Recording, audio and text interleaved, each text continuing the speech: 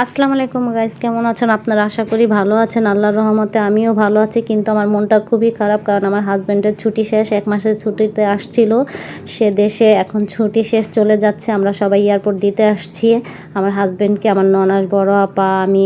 এই দেখেন আমার মেয়েটা কিভাবে কান্না করতেছে তার বাবার জন্যে। বাবা চলে যাচ্ছে, তার খুব কষ্ট হচ্ছে, সে কান্না করতেছে, কিন্তু কি করব, ছুটি শেষ, যেতে হবে। এই যে আমার বড় আপা বুঝাচ্ছে যে যাও, ভালো মতো যাও, চিন্তা করো না, এই তো বুঝাচ্ছে।